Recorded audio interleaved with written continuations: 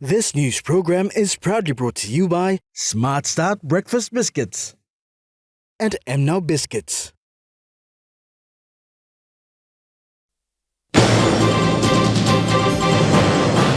Government urged to support businesses from collapsing. Telecom Limited to support 2023 Pacific Islands Investment Forum. And 31 National Education Board members sworn in.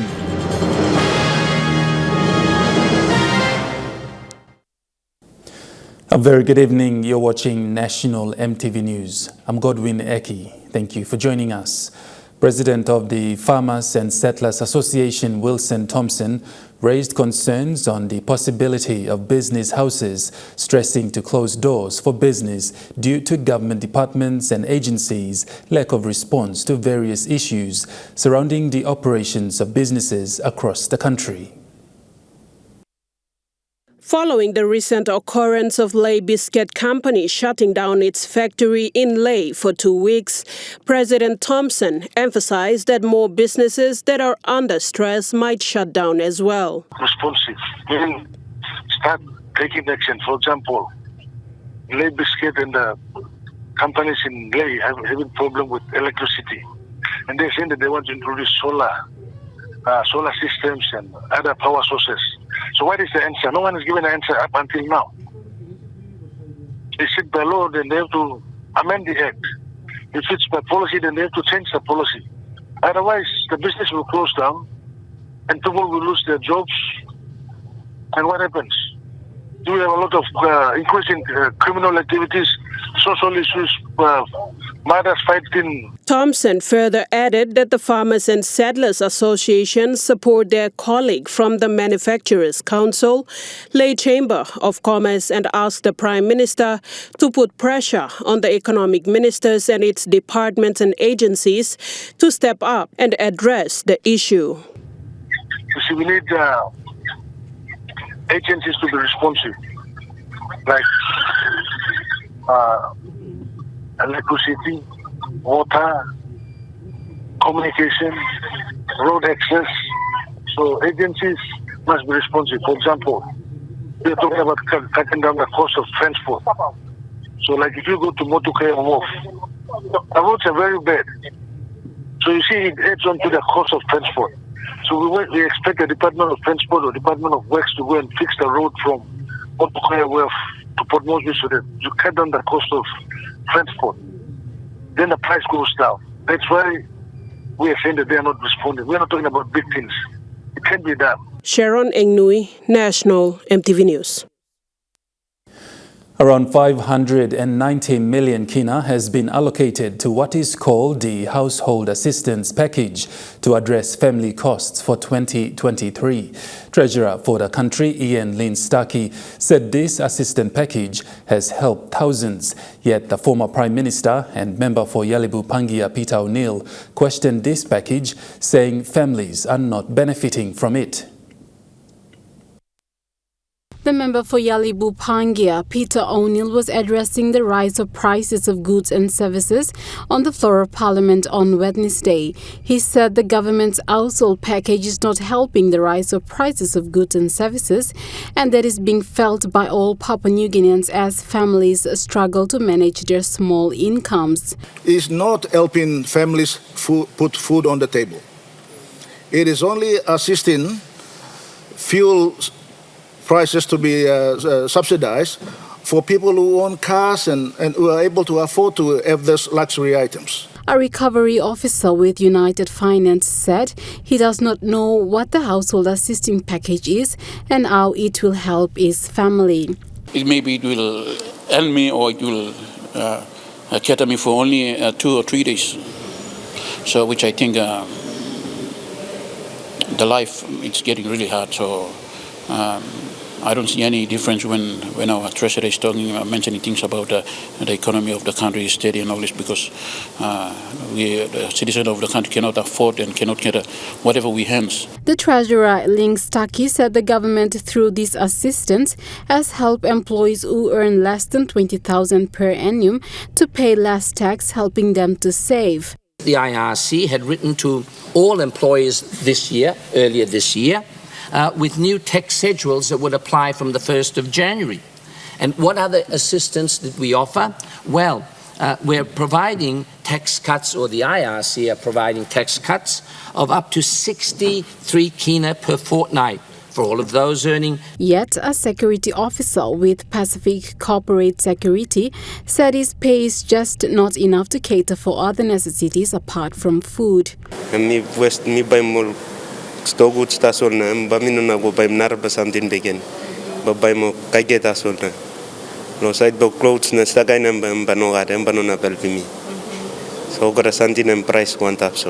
Last year, a total of 580 million kina was put forward to the package. So the Treasurer, Ian Ling-Staki, said in Parliament on Wednesday that this household assistance package has helped tens and thousands of families. But from these two interviews, none of these two employees know about this household package and said none of their families have benefited from this package. So this might probably be the questions many families have to ask the government on. Cynthia Maku, National EMTV News. In light of circulated information in regards to fast money schemes, Bank of Papua New Guinea makes it clear that information claiming that PNG is set to grant a financial trading license to Golden Sun PNG Limited is false and misleading. The bank strongly informs the public that such claims is fraudulent and was never authorized by BPNG or the acting governor of BPNG, Elizabeth Genia. For extra precaution, the public is advised to use authorized financial institutions as published by the Bank of Papua New Guinea and media outlets. The office at the State Solicitor will be involved in the drafting of the Bilateral Investment Treaty Handbook for Papua New Guinea. This is a PNG government initiative pursued by other statutory bodies like the Investment Promotion Authority, Departments of Commerce and Industry, and Foreign Affairs in conjunction with Australia's Foreign Affairs Department. The acting secretary, recently appointed for the Department of Justice and Attorney General, Nicodemus Mosoro, told the PNG Australia Investment Treaty Framing Workshop that having a bilateral investment treaty handbook signifies seriousness and commitment on the part of the government to encourage and promote investment. The bilateral treaties, therefore, provide a mechanism adopted by both countries to promote and protect the persons or companies that have investments between PNG and Australia. Mr. Mosoro said he is happy that the Office of the State Solicitor will be involved in the drafting of this handbook. The State Solicitor is responsible for providing legal advice and other legal services to the government, which includes drafting of legal instruments, contracts, and treaties. Lindy Suharupa, National EMTV News. PNG telco company Telecom Limited are the official communications partner and silver sponsor for the 2023 Pacific Islands Investment Forum in Port Moresby, taking place from March 27 to 31st. The announcement was made by the National Superannuation Fund and Number One Super Limited in a media release. The last time the PIF conference was hosted in Port Moresby was over a decade ago, in 2011, and preparations were coming along very well for the event later in March. During an agreement signing yesterday between Telecom Interim Head of Sales and Marketing, B-Mobile Solomon Islands CEO Mr. Devin Kula, NASFON CEO Mr. Rajiv Sharma, and NSL CEO Mr. Paul Sayer, the announcement was made. The agreement outlines sponsorship from Telecom in kind worth a total of 25,960 kina, which includes IDD calls, free SIM cards, data, and also free Wi-Fi for delegates and participants at the events of the PIF. Mr. Kula stated during the signing of the agreement that Telecom Limited is proud to partner with the two major super funds in hosting the PIF. He said, and I quote, "We aim to provide effective communications for the delegates and all the participants as they participate in the event. PIF is a great platform to build relationships, share ideas, and also promote sustainable development within the region. Through this partnership and sponsorship, we aim to create better dialogue and also create deeper conversations where all participants can collaborate during this event." End quote. In an earlier interview, NASFund CEO Rajiv Sharma said the event is an opportune time for investment. I see this as a great opportunity for all of us to showcase Papua New Guinea, show the opportunity it presents to the investors. And with announcements of feed, I think there is a lot of optimism in the economy, and we want to take benefit of that optimism, bring people to come and do some investments there. At the same time, if there is an investments opportunity in other locations, basically we look at it. So yeah, absolutely excited about it, the whole opportunity to meet all of them and showcase as to what we do in PNG. Mr. Sharma added that the super funds were very pleased to have Telecom on board as the first signed sponsor for the event. According to NSL CEO Paul Sayer, the objective of PIF is to ensure PNG's economy is supported well into the future. The objective of PIF is to provide support for the education needs of the 23 member organisations and to provide a forum for dialogue between the members and to support the investment and co-investment of members that are associated with this. NASFund and NSL believe that hosting this forum in PNG will be an excellent opportunity to secure investments that will support the growth of the PNG economy for many years into the future. The number of participants confirming attendance is climbing, with 40 confirmed so far, including Pacific Island Superfund CEOs and Multilateral Development Agency delegates. Rocky Iso, National MTV News. National MTV News continues after the break. Stay with us.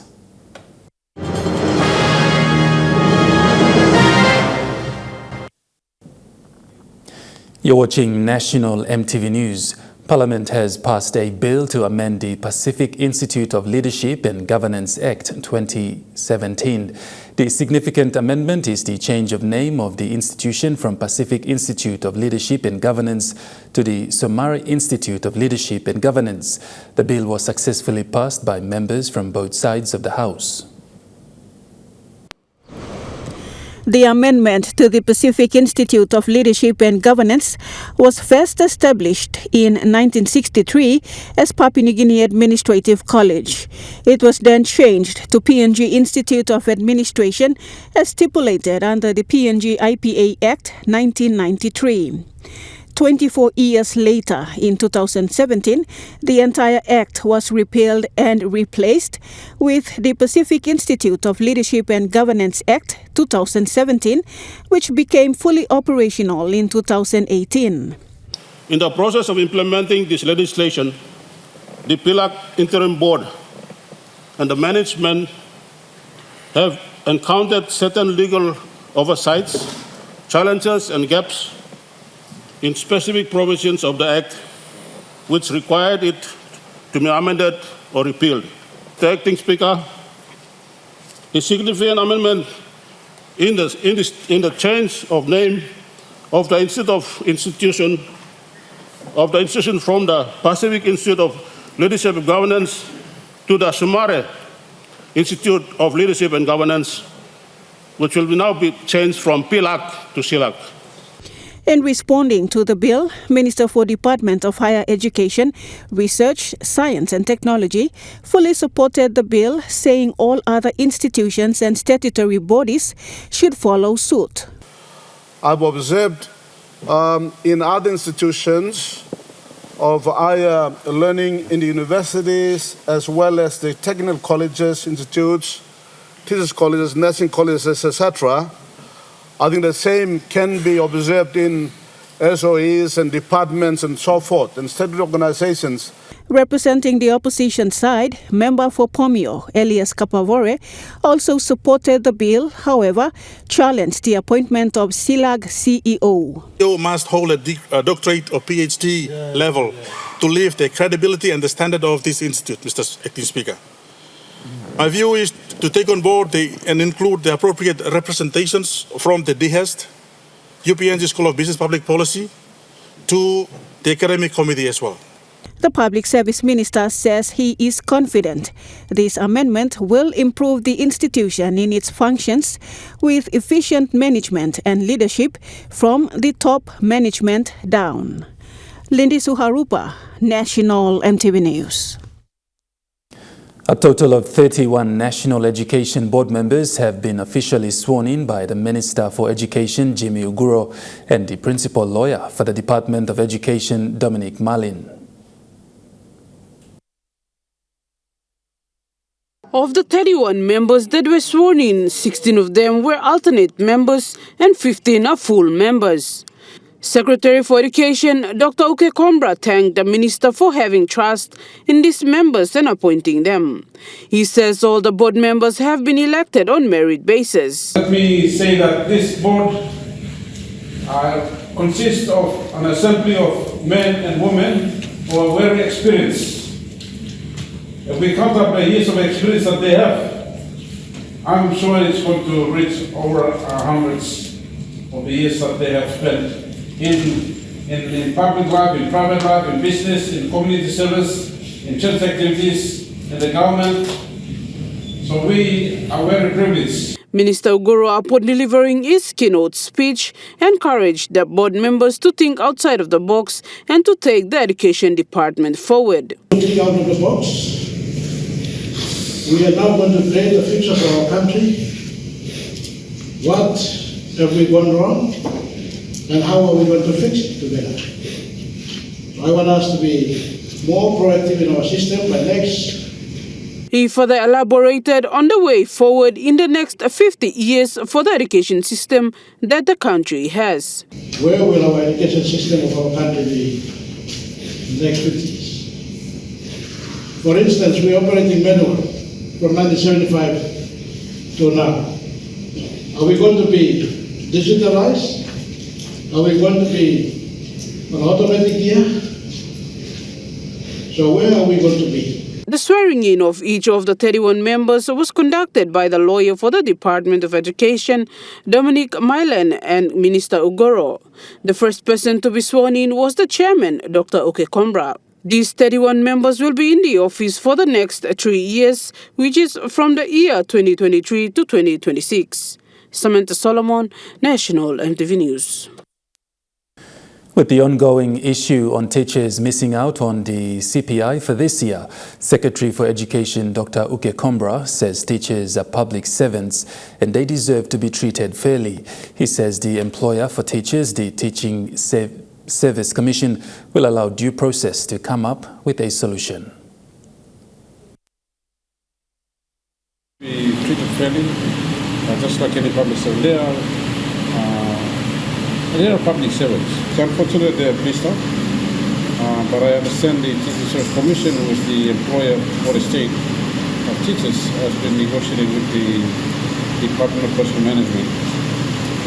I would have to get the actual status report from the chairman of the Teaching Service Commission. From the department's perspective, we believe that teachers also deserve to be given the same treatment. They are a matter of process that we'll have to go through the process of negotiation or with the DPM and with the teachers union. We finally come to a decision to pay the teachers their due CPIs. Following a failed bid by Dr. Francis Hualupmomi to stay the National Court decision on the reinstatement of Father Jen Zuba as Secretary for the Department of Higher Education, Research and Technology at the Supreme Court yesterday, Dr. Hualupmomi and his lawyer Gibson Bond took to the media to call on the National Executive Council to resolve the matter, as now there are 2 serving secretaries and this is causing confusion among staff and citizens. following the refusal of the stay application by the Supreme Court yesterday by presiding Judge David Cannings. In the interest of the state, the NEC, and in the interest of good administration, Dr. Francis Hualupmomi and his lawyer Gibson Bond met with media and raised important legal matters that needed to be corrected and resolved immediately in the case of DHES Secretary Father Jan Zuba and Dr. Francis Hualupmomi. Dr. Hualupmomi's lawyer Gibson Bond said there were two NEC decisions made in 2021. We have two NEC decisions. One was made on the 17th of May 2021, which decision suspended the Secretary, Father Jan Juba, pending investigation, which directions were issued to the Secretary Department of Personnel Management, pending which Dr. Francis Hualupmomi was appointed as the acting secretary. That is by NEC decision number 80 of 2021. While that decision in 2021 was pending, another decision was made by the NEC to terminate Father Zuba, and according to Dr. Hualupmomi's counsel, Gibson Bond, Father Zuba is in the country on a missionary visa. Now the court, while that NEC decision was pending, and based on a separate grounds, the NEC decided to terminate the employment of the Secretary, Father Jan Juba. And that is based on separate grounds and recommendation provided by the Chief Migration Officer in relation to his citizenship, as well as his visa requirements, which does not allow him to hold any public service in a receiving country. According to Dr. Hualupmomi, the matter would have been resolved amicably, and he alleges that he was provoked to act when Father Zuba stormed the office with police. He explained his position on the matter. I am not here to fight for the position. I have to make myself very clear. I was not appointed on the street, not through the window. I was appointed by the highest authority of the independent state of Papua New Guinea, which is National Executive Council. And only the National Executive Council will make the decision to remove me or to move me back to my substantive. Lawyer Gibson Bond is asking the NEC to take a look at the decision so that the matter can be laid to rest. We appeal to the NEC and its members to get their lawyers to interpret on the aspect of the court order, which set aside the NEC decision terminating the Secretary, Father Jan Juba, and reinstating him, and in light of the NEC decision that is still pending, that has suspended Father Jan Juba and appointed Dr. Francis Hualupmomi as the acting secretary. As this story develops, MTV News will keep you updated. Rocky Iso, National MTV News. Questions were raised today on the floor of Parliament regarding the establishment of Simbu Polytech by the member for Gumini Open, Lucas Dekena. Dekena further questioned the 41 million kina that was originally allocated to fund the project in his electorate. To the Parliament or to the people, according to MP Lucas Dekena, NEC decision number 185 is to set up 3 polytechs in Simbu Province, Enga and Western Province since 2014. However, for Simbu Province, nothing has been done to date. By setting up 3 polytechs around the country now, 1 blow and Simbu Polytech by Kamablo electorate blooming. Now since then, no don't was come up. Dekena said substantial amount of public funds have been allocated and questioned the Higher Education Minister Don Polier on the matter. Question is, could the minister confirm if NPC has already allocated contract to start construction? The second question, could the minister confirm or deny that 41 million of Simbu Polytech funds were already expended? If yes, where have all this 41 million gone? If no, when would Polytech construction start in my electorate? Question number 3, what is the reason for the delay? This was Minister Polier's response. Sensitive questions with regards to Polytech in Chimbo Province and in Gumani District. Yes, I agree with the NEC decision that is in place, and it's decision number 185. I've seen that, and I've also got some report. But because it's asking very specific questions as to the contractor, how much money has been paid, if there's been any work done, I don't want to give any vacancy off the top of my head. I will give it in detail as to the questions it's seeking because it is very important. But that polytech will be built and will be built properly through the process with quality. But the answers that I will give, I will articulate more on that. So I will ask him to be patient until next week. I'll answer the questions in detail. Sharon Engnui, National EMTV News. To the Nest Fund market report, the Kina closed unchanged at $0.2840 US in the interbank market. At Bank South Pacific, Yokina was buying $0.2765 US, $0.4125 Australian dollars, $0.2531 euro, 36.48 Japanese yen. Looking at commodity prices at New York closed, gold is trading higher, coffee closed higher, cocoa closed higher, copra closed lower, palm oil closed lower, crude oil is trading higher, copper closed lower. On the stock market, the Dow Jones closed higher, the ASX 200 is trading higher, and the All Ordinaries is trading higher. National EMTV News continues after the break. Stay with us.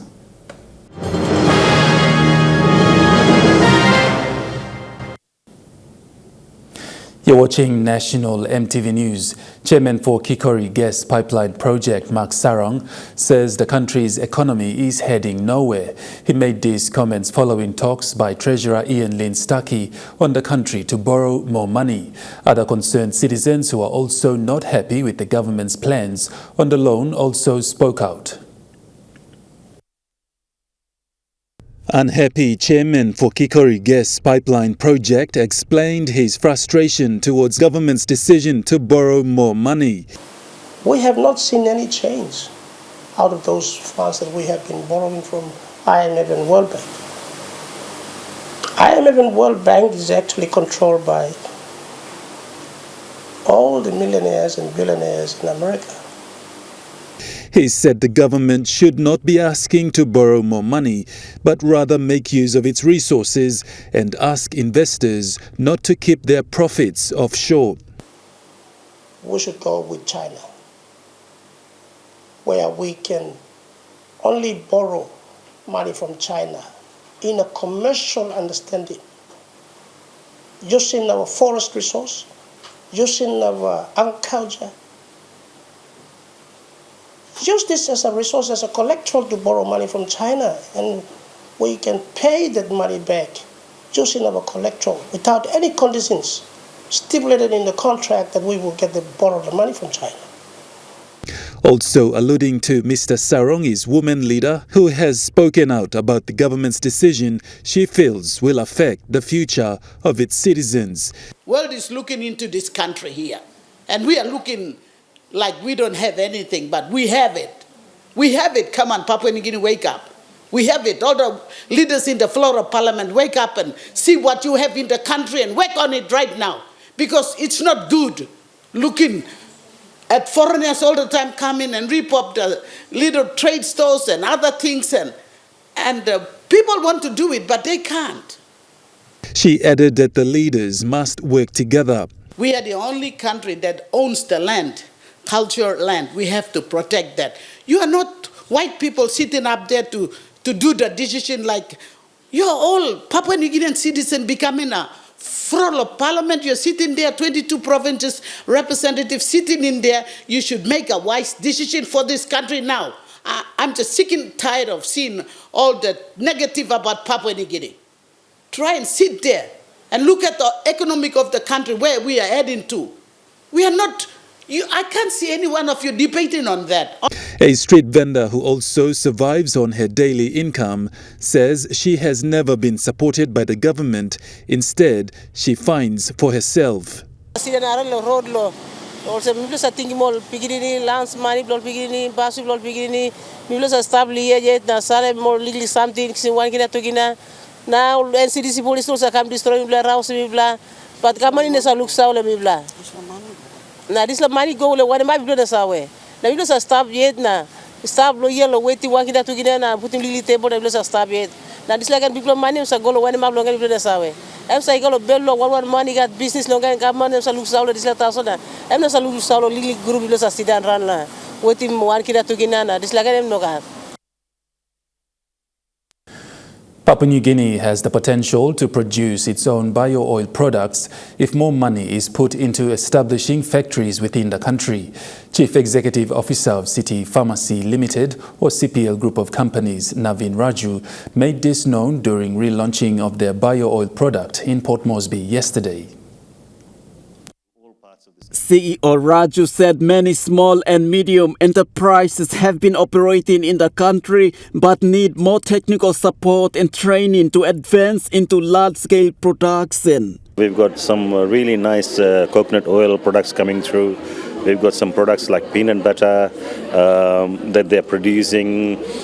We've got obviously, different provinces trying to do different kind of products, and coconut-based, clothing-based, thousands of products. The problem is that they do not have the capacity or the infrastructure to meet the requirements of a big organization like us. Our demand is fairly high. So, most of the SMEs need training in budgeting, financing, product development.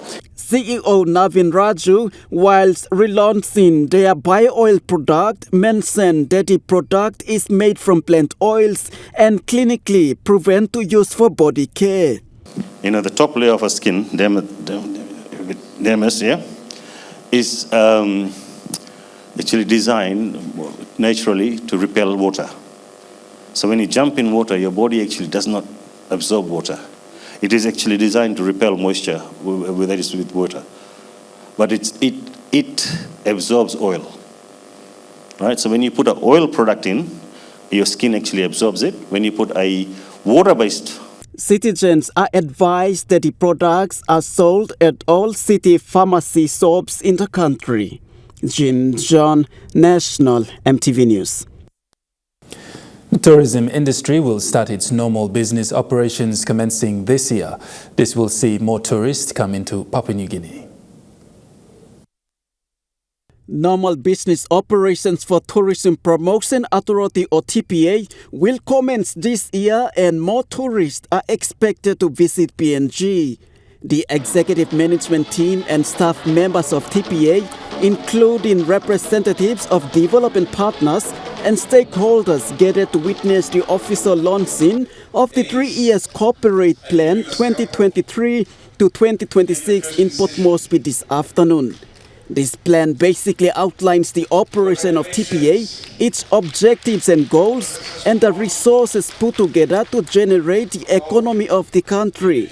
Chief Executive Officer of PNG TPA, Eric Mosman Uvovo, says the tourism sector is one way that will help generate the economy. PNG TPA will continue in its efforts in promoting PNG to the world and strengthening the tourism sector. 2023 has been dedicated to reviewing the National Tourism Policy of 1995 and similarly the formulation of a new tourism policy framework that will guide PNG tourism growth into the future. This will be our priority. Minister for Tourism, Arts and Culture, Isi Henry Leonard, officiated the event. The country's tourism industry is a thriving sector that has so much potential and is integral to Papua New Guinea's development agenda. Tourism is very, very important, and it is a very important sector when we define our economic programs in the country. He says the tourism industry has made a huge loss not only in PNG but globally due to COVID-19 restricting many travelers. Despite the setbacks and the current situation of the economy in the country, tourism can help generate more income. Papua New Guinea Tourism Promotion Authority, Corporate Plan 2023 to 2026 sets a clear vision for the agency and articulates well what Papua New Guinea Tourism Promotion Authority will do in the next 4 years, consistent with Tourism Promotion Authority Act and the Tourism Sector Development Plan 2022 to 2026. Jim John, National EMTV News.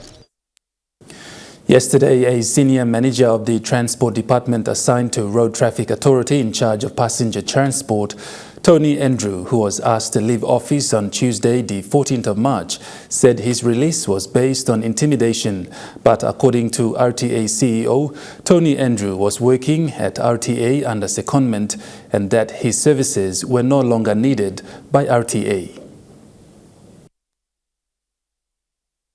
On 14th of March 2022, manager in charge for passengers transport, Tony Andrew, who was working for RTA under secondment, was asked to leave the office 4:06 on the day.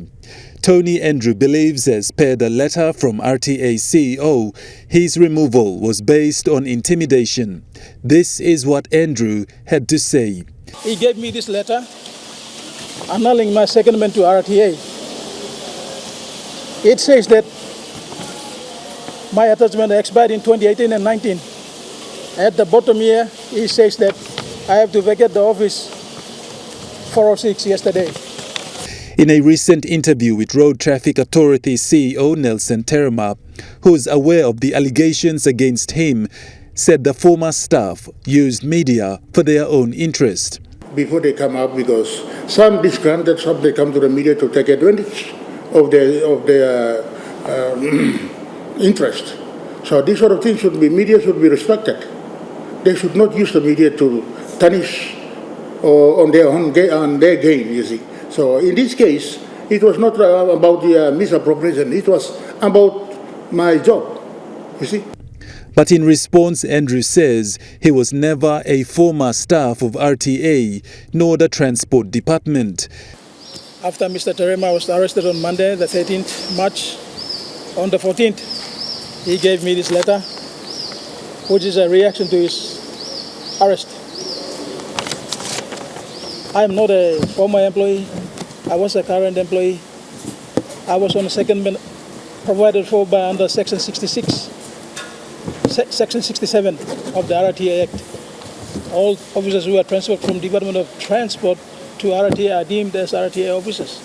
Terema says as far as he is concerned, he and his staff who were questioned by the police are not guilty and will continue to do their jobs. Terema added that only the court will make the final decision whether he and his officers are guilty or not guilty. So in the meantime, I am not guilty of any charges. So as William, the court will only determine whether we have been guilty or not. So in the process, we will continue to operate, and this is only to claim my name and William for allegations being raised before the police. Investigations are going on, and then the court will only determine at the Wageni courthouse. But at the moment, we are not guilty of any. Meanwhile, Mr. Terema says work will continue as normal for RTA staff and management and will continue to serve the interest of the citizens. You're watching National EMTV News. Trukai Sports is next. Stay with us.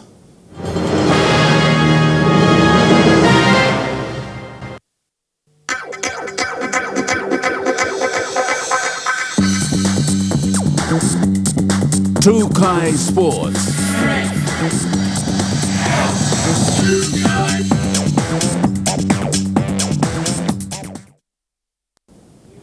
Welcome to Trukai Sports. The Croton Hela Wigmen franchise have named a 42-man squad ahead of season 2023 of the National Rugby League competition following a press conference held yesterday. There has been a reduction of 5 players from last year's 17-man squad as they have been scouted onto Hunters and the Capra sides. With this 42-man squad, the list will be further trimmed down to 35 prior to the official kickoff of the National Rugby League competition in April 25th this year. The franchise has been manned down by 5 players out of the 17 champion prospects who have claimed the premiership last year. The Croton Hella Wigman coaching side is adamant after seeing 5 of their prospects progressing in their rugby league career. The KPH Shield-sponsored franchise has 12 committed players still on the club, alongside 5 new inclusions from their development academy from last season, such as Kaya Ross Jr., Isokila Stanford Pandane, and Peter Dagi Homoko. Also, despite the departure of Junior Igila onto the Hunters side, former Hunters beast Gilmore Paul has written and has been named onto the Croton Hella Wigman 42-man squad. Lisa Puni, Chugai Sports. SP PNG Hunters boom centre Roderick Tai is back in the squad following his 2-match suspension after Hunters' first trial match against the Central Queensland Capras, which took place in Port Moresby. The SP PNG Hunters have an added boost to their 17-man squad, which will see Roderick Tai back in the hunt ahead of their Round 2 playoff in the Host Plus Cup against the South Logan Magpies tomorrow, with a kickoff at 6:30 p.m. PNG time. The Hunters have claimed their first away game 20-10 points against Host Plus Cup newcomers, the Western Clydesdales, in Queensland last Sunday. After Round 2 tomorrow, the Hunters will journey back home as they look forward to Rounds 3 and 4 in the Host Plus Cup, where they will hunt on home soil. Lisa Puni, Chugai Sports. Chugai Sports continues after the break. Stay with us.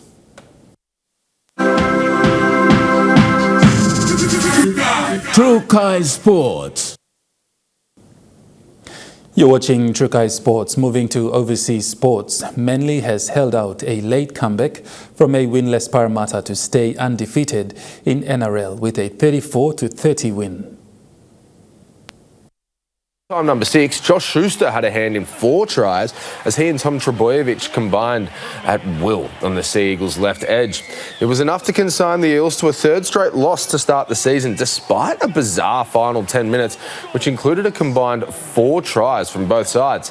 The Sea Eagles now sit first on the ladder after their best start to a season since they last made the grand final back in 2013. A teenager identified as racially abusing Latrell Mitchell during an NRL game has escaped criminal charges, instead receiving a formal writing from New South Wales Police. Directed a racist comment towards Mitchell as the players left the field at half-time of the Rabbitohs' loss to Penrith last Thursday. The incident sparked calls for the NRL to ban the spectator for life, Bunnies coach Jason Demetrio vowing the Rabbitohs would file a police report on the matter. On Thursday, New South Wales Police confirmed they had met the alleged offender and finalised their investigation. That ends Chukai Sports. The Money Plus weather report is next. Stay with us. Sports.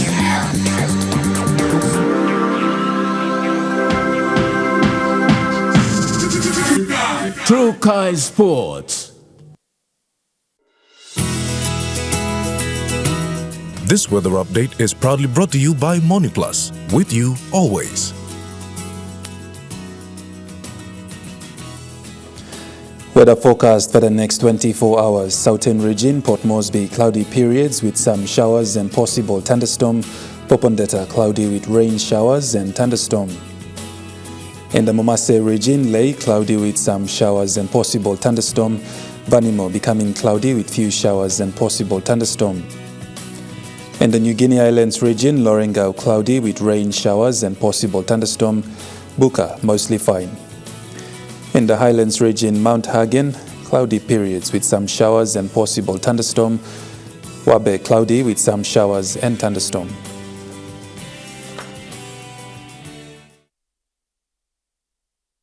The weather update was proudly brought to you by MoneyPlus, with you always.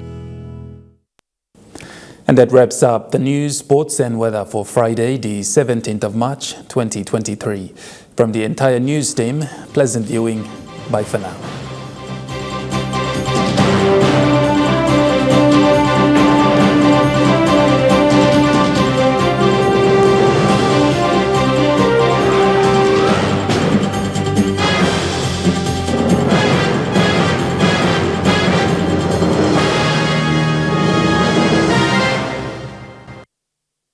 This news program was proudly brought to you by Smart Start Breakfast Biscuits and Gold Nuggets.